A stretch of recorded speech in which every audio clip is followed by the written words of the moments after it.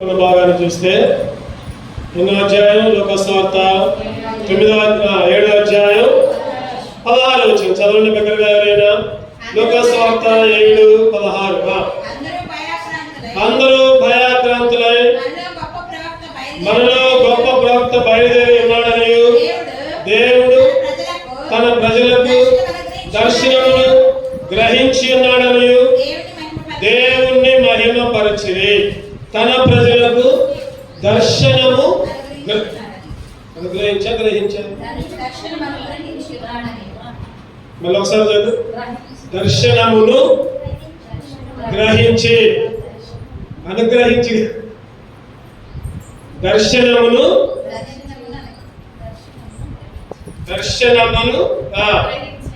ఎన్నాడని దేవుణ్ణి దేవుణ్ణి ఏం చేశారు చెప్పండి. దేవుణ్ణి ఏం చేశారు? మహిమపరిచారు. ఈరోజు సేవ సంఘముగా ఈరోజు మనం కూడా దేవుణ్ణి మహిమపరచాలి. ఎవరిని మహిమపరుస్తున్నాం? దేవుణ్ణి మహిమపరుస్తున్నామా లేదా? ఇక్కడ వచ్చిన చూస్తే అందరూ భయాక్రాంతులై మనలో గొప్ప ప్రవక్త బయలుదేరి. ఎవరా ప్రవక్త అంటే యేసుక్రీస్తు. యేసుక్రీస్తే ఒక గొప్ప ప్రవక్తగా. ఏం జరిగింది? పైన వచనాల్లో చూస్తే నాయీను అనే విధవరాలు ఒక్కడే ఒక కొడుకు, ఏకైక కొడుకు అంట. ప్రభువు ఆమెను చూచి ఆమె యందు కనికరపడి ఏడవద్దని ఆమెతో చెప్పి దగ్గరకు వచ్చి కాడెను ముట్టగా స్వస్థత కలిగేసరికి దేవుణ్ణి మహిమపరిచారు. ఈరోజు నీ జీవితంలో నా జీవితంలో కూడా ఎన్నో విధాలుగా స్వస్థత, ఆత్మీయ స్వస్థత, శారీరక స్వస్థత, లోక స్వస్థత, ఎన్నో విధాలుగా నువ్వు నేను కూడా స్వస్థత పొందుకున్నాం. అందుకనే మనం కూడా ఏం చేయాలంటే దేవుణ్ణి మహిమపరచాలి. దేవుణ్ణి మహిమపరిచే వాళ్ళంగా ఉండాలి. ఈరోజు ఎందుకు దేవుణ్ణి మహిమపరచాలంటే ఈరోజు నువ్వు నేను కూడా ఎన్నోసార్లు లోకంలో చచ్చిపోయి ఉన్నాం. పాపాల చేత, అపరాధాల చేత చచ్చిన వారమై ఉండగా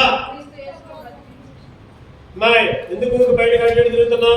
పనులు పడతాయి. కూర్చో, పిల్లలు సైలెంట్ కూర్చోడు. ఈరోజు అపరాధముల చేత, పాపముల చేత చచ్చిన వారమై ఉండగా ఎట్లా ఉన్నామంటే మనం ఎఫెసీయులకు రాసిన పత్రిక 2వ అధ్యాయం 3వ వచనం ప్రకారం పాపముల చేత, అపరాధముల చేత చచ్చిన వారమై ఉండగా క్రీస్తుతో కూడా మనల్ని బ్రతికించాడు. అందుకే దేవుని స్తుతించాలి, దేవుని మహిమపరచాలి. ఈరోజు అక్కడేమో చనిపోయిన ఆ కుమారుని బ్రతికించాడు, ఇక్కడేమో పాపాల చేత, అపరాధాల చేత చచ్చిన మనల్ని కూడా దేవుడు బ్రతికించాడు. అందుకే మనం కూడా దేవుని మహిమపరచాలి. లోకస్వార్తలోనే 5 దేవుని మహిమపరిచారు. 5 దేవుని మహిమపరిచారు. ఎందుకు మహిమపరిచారు? కారణం ఏంటి? మనలో మనం కూడా సరి చేసుకొని మనం కూడా ఆ కారణాలను ఆపాదించుకొని దేవుని ఆరాధించుకున్నాం.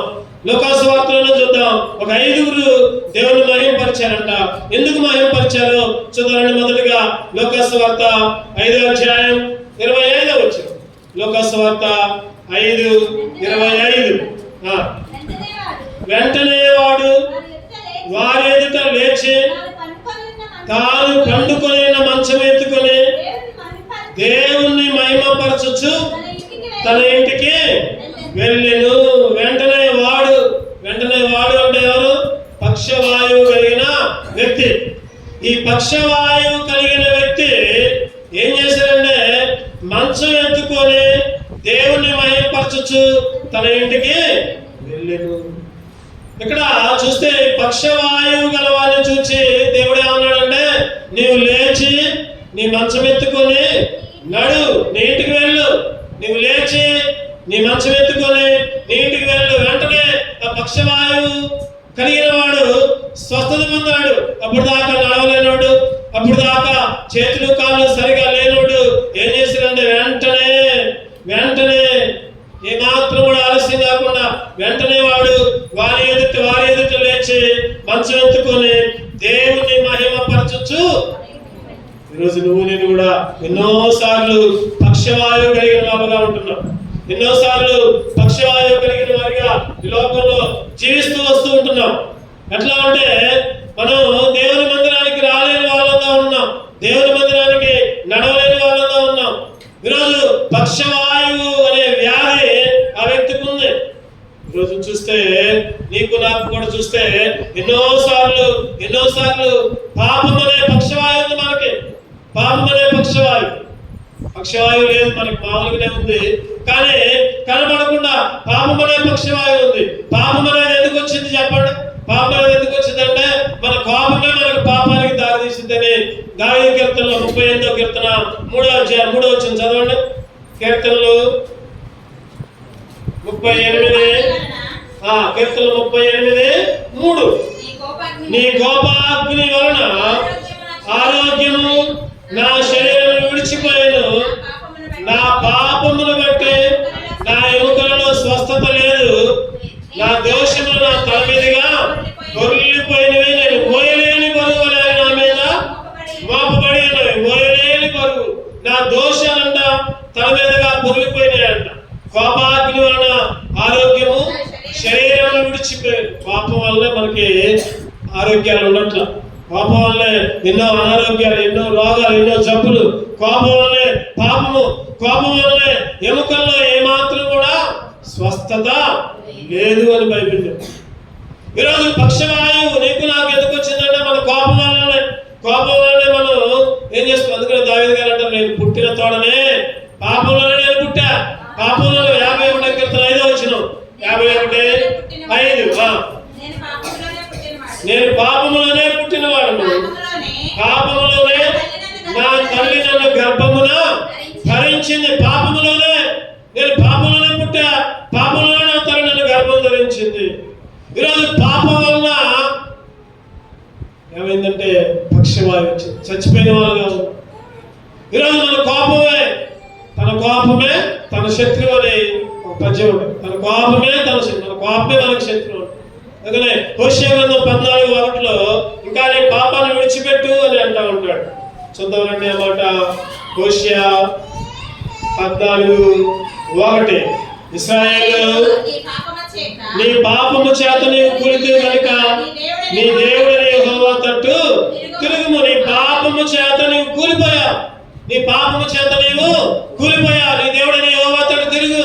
ఇశ్రాయేలు ఈరోజు నువ్వు నేను కూడా ఎన్నోసార్లు పాపము చేతనే కూలిపోయావు. పాపం చేతనే పాపం వచ్చింది, పాపం చేతనే స్వస్థత లేదు, పాపం చేతనే రోగాలు, పాపం చేతనే పక్షవాయువు, లేవలేని పరిస్థితి, నడవలేని పరిస్థితి, మందిరానికి రాలేని పరిస్థితి. ఆమె విస్తార పాపములు చేసింది కనుక ఆ విస్తార పాపములు క్షమించబడినవి అని అంటా ఉంటాడు. లోక సువార్త 7వ అధ్యాయం 47వ వచనం. లోక సువార్త విస్తారముగా ప్రేమించెను కనుక ఆమె విస్తార పాపములు విస్తారముగా ప్రేమించిందంట. విస్తార పాపములు క్షమించబడ్డా. విస్తార పాపాలు ఈరోజు నువ్వు నేను కూడా ఎన్నోసార్లు పాపాల చేతనే పక్షవాయువు కలిగి ఉన్నాం. ఈరోజు దేవుడు పక్షవాయువు తీసేశాడు, మనల్ని దేవుని మందిరంలోకి నడిపించాడు. అందుకనే మనం కూడా ఏం చేయాలంటే చెప్పండి, ఏం చేయాలి? దేవుణ్ణి మహిమపరచాలి. దేవుణ్ణి మహిమపరిచే వాళ్ళగా ఉండాలి. దేవుని మహిమపరచాలి. మొదటిగా పక్షవాయువు పాపము చేత ఉంటే ఆ పాపాన్ని తీసివేసి దేవుణ్ణి మహిమపరిచే బిడ్డలుగా చేసుకున్నాడు. రెండవదిగా చూద్దామండి. రెండవదిగా లోకస్వార్త 18వ అధ్యాయం 43వ వచనం. వెంటనే వాడు చూపు పొంది దేవుణ్ణి మహిమపరచుచు ఆయన వెంబడించెను. ప్రజలందరూ అది చూచి దేవునికి స్తోత్రము చేసి వెంటనే వాడు చూపు పొందాడంట. ఏం చేశాడు చెప్పండి? దేవుణ్ణి మహిమపరచుచు చూపు పొందాడు. చూపు పొందిన తర్వాత దేవుని మహిమపరిచాడు. ఇంతకుముందు వాడికి కాళ్ళు వచ్చినాయి, స్వస్థత కలిగాడు, దేవుణ్ణి మహిమపరుచుకుంటూ మంచం ఎత్తుకుని నడిచాడు. ఇక్కడ ఏం చేశాడంటే ఆ గుడ్డివాడు చూపు పొందాడు. చూపు పొందిన తర్వాత దేవుణ్ణి మహిమపరిచాడు. చూపు పొందిన తర్వాత దేవుణ్ణి మహిమపరిచేవాడిగా ఉన్నాడు. ఈరోజు నువ్వు కూడా ఎన్నోసార్లు గుడ్డివాళ్ళంగా ఉన్నావు, కళ్ళుండి కూడా చూడలేని పరిస్థితి, కాళ్ళుండి కూడా నడవలేని పరిస్థితి. ఈ లోకము అంధకార సంబంధమైన యుగదేవత అంట ఏం చేసింది చెప్పండి మనల్ని? 2 కొరింథీ 4:4 2 కొరింథీ 4:4 చదవండి దగ్గరగా.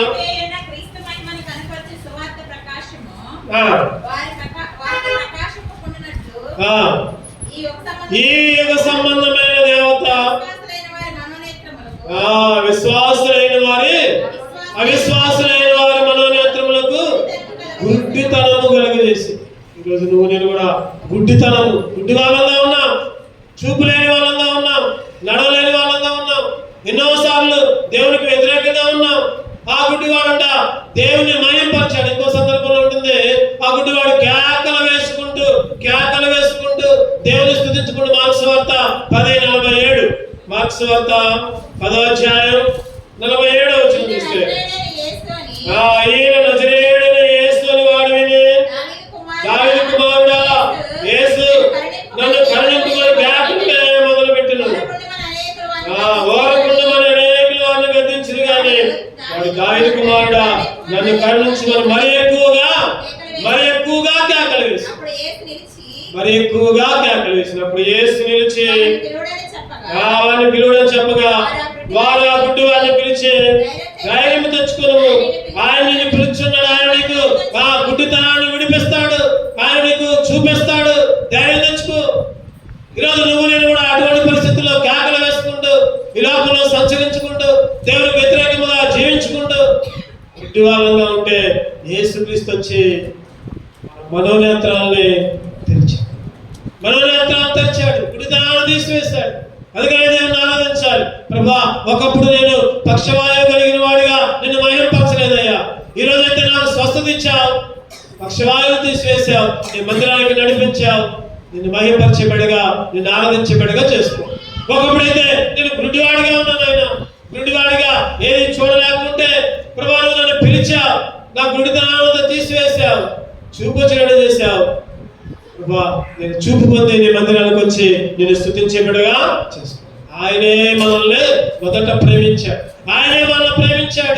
ఈరోజు మనల్ని ఆయన దగ్గరికి రాలా, ఆయనే మన దగ్గరికి వచ్చాడు. కుంటి వాళ్ళగా ఉన్నా, పక్షవాయుగా ఉన్నా, గుడ్డివాడిగా ఉన్నా ఆయనే మనల్ని మొదటగా ప్రేమించాడని బైబిల్ చెప్తుంది. మొదటి 4 అధ్యాయం 4:19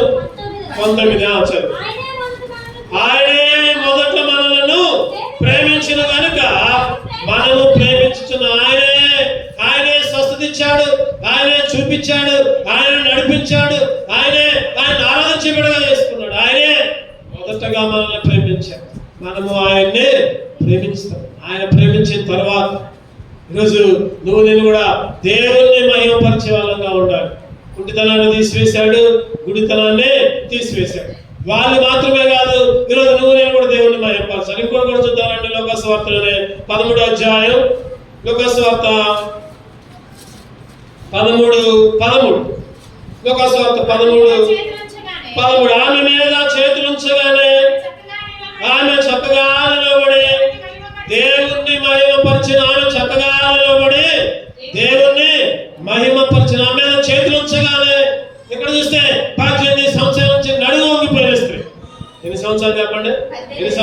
11వ వచనంలో ఉంది. 18 ఏళ్ల నుండి బలహీన పరచు దయ్యం పడిన ఒక స్త్రీ అచ్చట 18 సంవత్సరాల నుంచి నడుము వంగిపోయిన స్థితి, లేవలేని స్థితి, వంగిపోయిన వాళ్ళగా ఈరోజు నువ్వు నేను కూడా ఎన్నో సంవత్సరాల నుంచి నడుము వంగిపోయి నిలబడలేని పరిస్థితి, దేవుని సన్నిధిలో నిలబడలేని పరిస్థితి, దేవుని సన్నిధిలో మోకరించలేని పరిస్థితి, దేవుణ్ణి మహిమపరచలేని పరిస్థితి.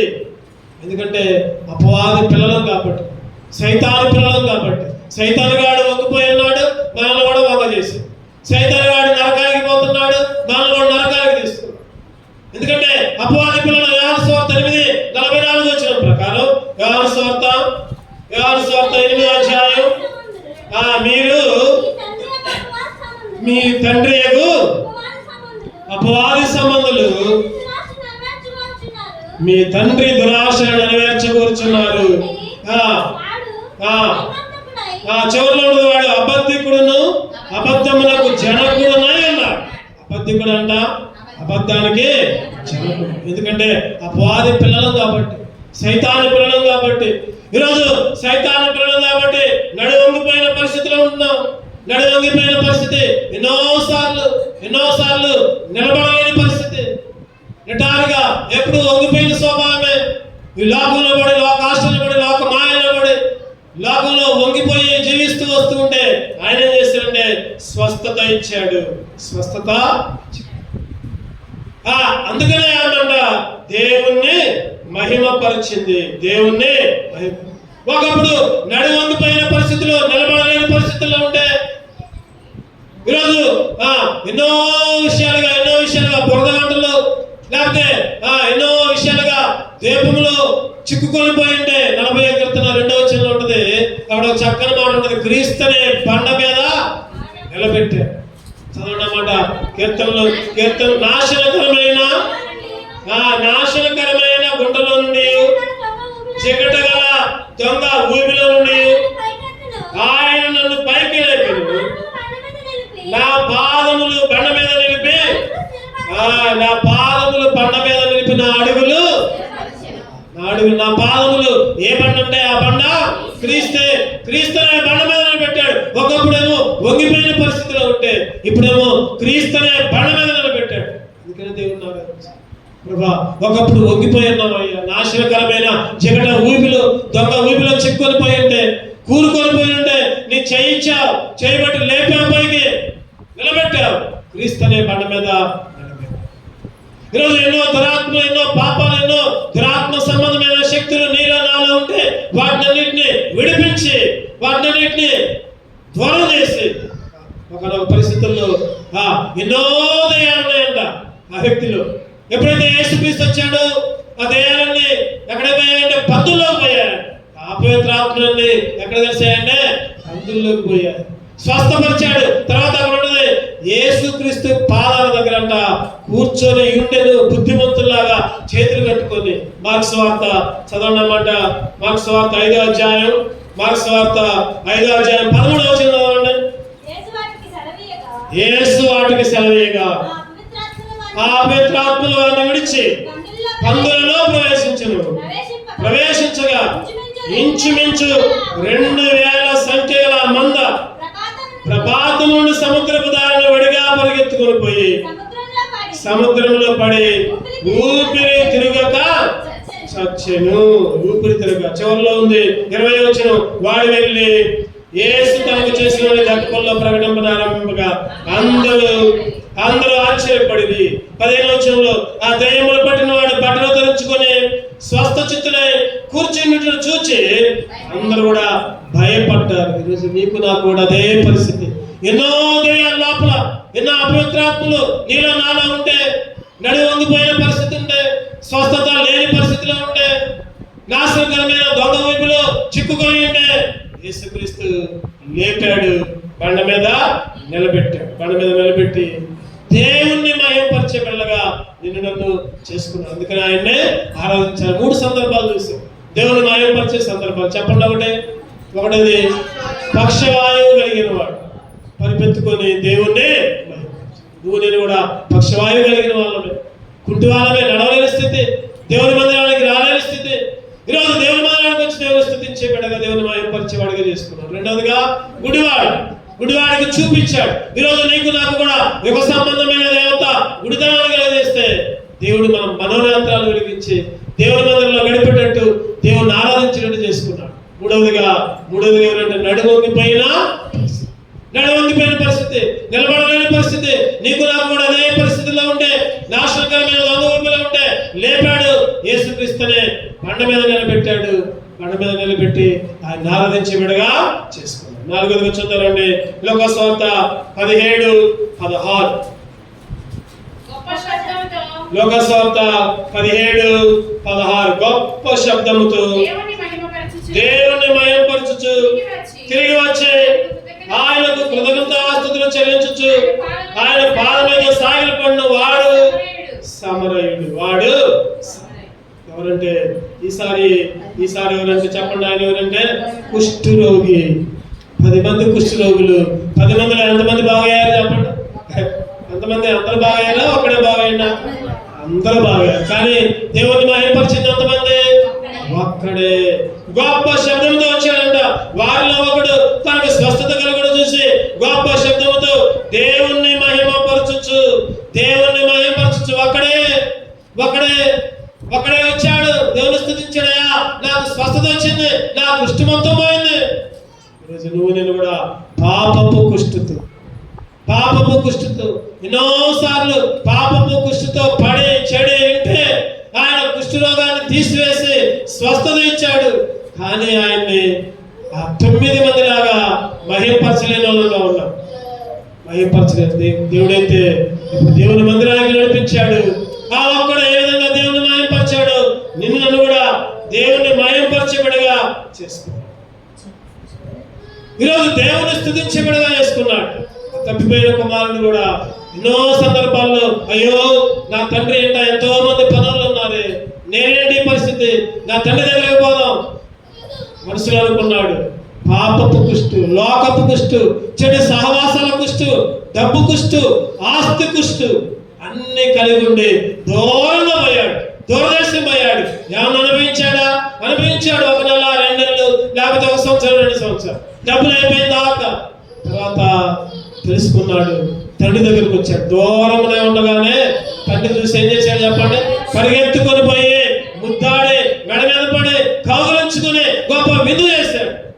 రోజు నువ్వు నేను కూడా అటువంటి కుష్టితోనే దూరంగా ఉంటే దేవుడు మనల్ని పిలిచి స్వస్థత ఇచ్చి దేవుని ఆరాధించబడగా, దేవుని స్తుతించబడగా, దేవుని మహిమపరచబడగా.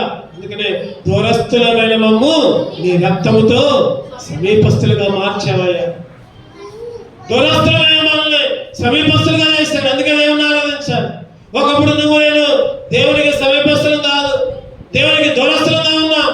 దూరస్థులమైన మనల్ని ఆయన రక్తముతో సమీపస్తులుగా చేశారు. అందుకే దేవుణ్ణి ఆరాధించాలి. 4వదిగా చివరిగా 5వదిగా చూసుకున్నారండి. లోకసువార్తలోనే 23, లోకసువార్త 23, లోకసువార్త 23 వచ్చిన అంటే 47 చదవండి. లోకసువార్త 23:47 శతాధిపతి జరిగినది చూచి ఈ మనుష్యుడు నిజముగా నీతిమంతుడైనని చెప్పి దేవుణ్ణి మహిమపరచాడు. శతాధిపతి మన అంశం ఏంటంటే దేవుణ్ణి మహిమపరచుట. దేవుణ్ణి మహిమపరచిన వాళ్ళు ఎవరు? ఎందుకు? ఈరోజు ఈ 5 లక్షణాలు నీకు నాకు ఉన్నాయి. ఈ శతాధిపతి యేసుక్రీస్తుని కొట్టినోడే, సిలువేసినోడే, బల్లెం పొడిచినోడే. ఈ శతాధిపతి అంటున్నాడు కదా, జరిగిందంతా చూచి ఏం జరిగింది చెప్పండి? ఏం జరిగింది? 3 గంటలకు దేశమంతటి మీద ఏమొచ్చింది? చీకటి వచ్చింది. సూర్యుడి గంటల గర్భాలయపు తెర చినిగిపోయింది. అప్పుడు యేసుక్రీస్తు గొప్ప శబ్దంతో కేక వేసి, తండ్రి నీ చేతికి నా ఆత్మను అప్పగిస్తున్నాను అన్నాడు.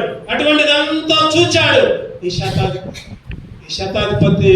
ఒక పాపి. ఈ పాపి జరిగిందంతా చూసి ఈయన నిజముగా నీతిమంతుడు. సిలువ కార్యం. 5వదిగా సిలువ కార్యం జరిగింది. ఈరోజు నీకు నాకు కూడా సిలువ కార్యం ద్వారానే విమోచన. పాపుల మీద మనం నీతిమంతులుగా మార్చబడ్డాం. వాస్తవానికి నీతిమంతుడు ఎవరైనా ఉన్నారంటే ఎవరు కూడా నీతిమంతుడు లేడు, ఒక్కడ కూడా లేడు. అందరూ కూడా దేవుడు అనుగ్రహించే మహిమను పొందలేకపోయారు. అటువంటి పరిస్థితుల్లో నువ్వు నేను కూడా ఆ శతాధిపతి లాంటి స్థితిలో ఉంటే నిజంగా చరిత్ర చెబుతుంది. ఆ శతాధిపతి అంట ఆ తర్వాత ఎప్పుడైతే యేసుక్రీస్తు చనిపోయాడు, చీకటి వచ్చిందో, కేక వేశాడు, గర్భాలయం తెర చినిగిందో, వెంటనే మారుమనసు పొందాడంట, రక్షణ పొందాడు, సేవకుడిగా స్వార్థ ప్రకటించాడంట. దేవుని కొరకు జీవించాడు. తను చనిపోయినంత కాలం ఉద్యోగానికి వెంటనే రాజీనామా చేశాడంట. ఆ సైనిక అధిపతి, శతాధిపతి అంటే 100 మంది మీద అధిపతి, వెంటనే ఉద్యోగానికి రాజీనామా చేసి యేసుక్రీస్తుని అంగీకరించి దేవుణ్ణి మహిమపరిచి. ఈరోజు నీ జీవితంలో నా జీవితంలో కూడా ఎన్నోసార్లు నీతిమంతులుగానే మనం పాపులం, దుర్మార్గులం, ఎన్నోసార్లు ఆయాసకరంగా దేవునికి వ్యతిరేకంగా జీవిస్తూ ఉంటే సిలువ కార్యం జరిగింది. ఇంకొక ఆయన కూడా సిలువ కార్యం జరిగింది. ఎవరైనా అంటే సిలువలో దొంగ, సిలువలో ఉన్న సిలువ కార్యం.